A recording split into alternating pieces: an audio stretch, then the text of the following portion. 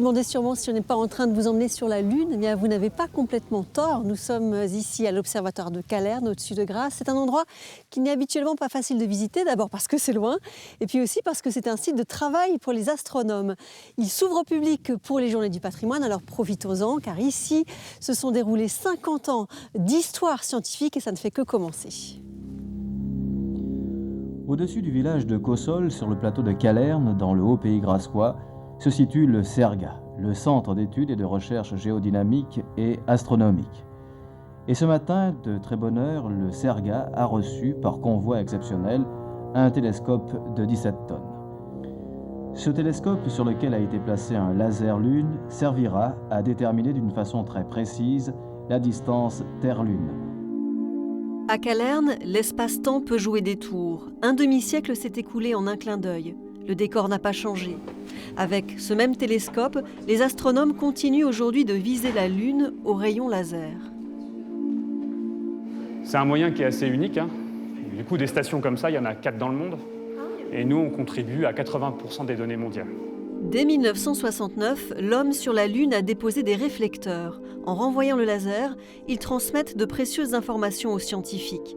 70 ans seront nécessaires pour étudier la Lune sous toutes ses coutures. Les moyens sont de plus en plus précis. Il y a beaucoup d'explorations qui vont se faire sur la Lune avec des nouveaux dépôts de nouveaux réflecteurs. Donc, normalement, d'ici la fin de l'année, on devrait avoir de nouvelles cibles à suivre sur la Lune. Et puis, il y a des enjeux d'exploration, donc avec des sondes et de nouveaux rovers qui devraient être déposés par la NASA, par l'ESA. Retour en 1987. À Calerne, la star de l'époque s'appelle Schmidt. C'est le télescope de Schmidt. Sa puissance est telle qu'elle permet de voir une bougie située à 30 000 km. Grâce à lui, des milliers d'astéroïdes du système solaire ont été inventoriés, leurs images photographiées sur des plaques argentiques. Nous sommes devenus, d'ailleurs depuis le début de l'année 87, le premier découvreur d'astéroïdes du monde. En 2024, le télescope de Schmidt est une vieille dame en sommeil, dépassée par le virage numérique, quoique. Aujourd'hui, la technologie a évolué et on réfléchit à éventuellement remettre en route ce type de télescope. C'est à la fois du passé et de l'avenir. Et un élément de patrimoine important. Et un élément de patrimoine important, évidemment, qu'on valorise beaucoup auprès du public. À Calerne, le patrimoine est aussi architectural. Ces maisons bulles sont bel et bien signées Antti Lovag. L'architecte hongrois a participé à la conception de l'observatoire en 1974. Et c'est depuis cet habitat lunaire que ce spécialiste amoureux du soleil observe chaque jour notre étoile. On voit ici sur le bord des espèces d'arches de matière qu'on appelle des protubérances. Et puis nous, ce qu'on surveille particulièrement, c'est ces structures plus sombres qu'on appelle des filaments. Suivre l'activité solaire, ça permet justement de savoir quelle va être son influence sur la Terre, et en particulier les télécommunications via satellite, le GPS, le téléphone portable, tout ça peut être affecté par ces éruptions solaires et ces éjections de matière solaire. Ce spécialiste est formel. Notre étoile brillera encore entre 4 et 5 milliards d'années, ce qui laisse un peu de temps aux scientifiques pour l'étudier.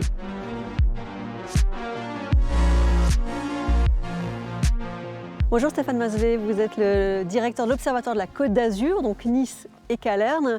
Pourquoi ce site à 1300 mètres d'altitude a-t-il été choisi il y a 50 ans comme site d'observation ? Alors ça vient d'une recherche qui a été faite au niveau national et il a été choisi pour 2 critères essentiels. C'est son isolement, l'aspect isolé, parce qu'on a besoin d'être loin des lumières parasites pour observer, et la qualité du ciel et du nombre de nuits d'observation qui sont possibles de cet endroit. C'est vrai qu'aujourd'hui, en 2024, on observe beaucoup plus, maintenant depuis les satellites, directement dans le ciel. Donc quel est le rôle et l'intérêt d'un site d'observation depuis la Terre comme Calerne ? Alors le site, il a évolué. On fête aujourd'hui, cette année, les 50 ans de la création de ce site. Donc nécessairement, pendant 50 ans, il y a une évolution technologique des instruments et des instruments d'observation au sol. On en reste très très peu en France. Ce site ici prend un renouveau puisque avec des satellites, il faut surveiller ces satellites, il faut comprendre leur trajectoire, les caractériser, voire même communiquer de manière différente avec ces satellites qui sont de plus en plus nombreux. Des applications concrètes. Donc, voilà. On est d'accord que voir loin, c'est voir il y a longtemps dans le ciel. Est-ce que vous croyez qu'un jour on pourra voir le Big Bang ? Alors, justement, donc là, on travaille sur... les chercheurs de l'Observatoire sont impliqués dans une mission qui s'appelle Euclide, qui est justement Euclide, c'est un satellite qui a été lancé l'année dernière, dont l'objectif est justement de voir très très loin dans l'infrarouge et très très proche du Big Bang. Et on commence à avoir des découvertes assez fascinantes où on voit que il y a beaucoup plus de galaxies et de choses formées qu'on l'imaginait. Donc c'est vraiment ce qui conduit la science, c'est-à-dire de nouveaux moyens d'observation, de nouvelles technologies. À chaque fois, on découvre un peu plus loin que ce que le lampadaire éclairé, c'est-à-dire on découvre un peu plus d'obscurité et on se rend compte que les choses qui sont passées proches du Big Bang, actuellement, on est en train de se dire peut-être qu'on n'avait pas vraiment tout compris. On peut en parler tout le week-end à l'occasion des Journées du patrimoine, puisque l'Observatoire de la Côte d'Azur, Nice et Calerne accueille le public. On va se quitter en ouvrant une autre dimension de l'astronomie qui elle aussi est infinie, c'est la poésie, avec ces mots de Victor Hugo à la fenêtre pendant la nuit.